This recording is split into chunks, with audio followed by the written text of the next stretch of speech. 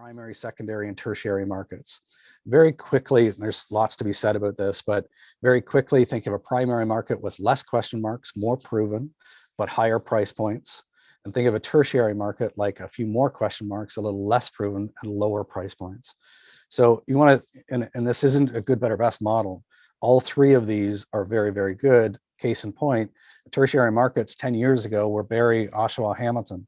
Those markets today are primary markets, right? And so rewind 10 years ago and think of what you could have done in Hamilton, Barrie, Oshawa. Bungalows were plentiful. They weren't even in demand yet.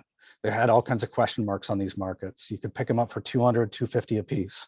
Conversions, you know, you'd have your pick of the bungalow that you wanted to get today. Now, so that's the benefit of being in the tertiary market, is going where the puck's going to be, not where it is already.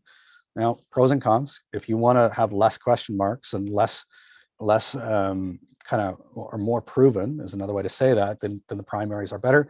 Price point is also a factor. So there's a bunch to be considered, but the takeaway on this slide is that we can categorize them into primary, secondary, tertiary, and we can have options in multiple areas in the GTA across those three different buckets. Okay.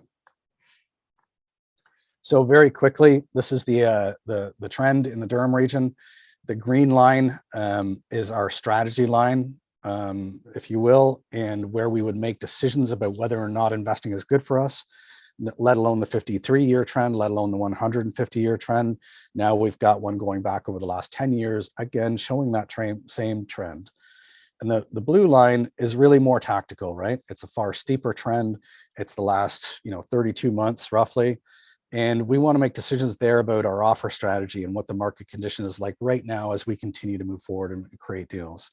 So two different data points for us to draw from. Same thing, just the Peterborough Market, very similar trend lines though.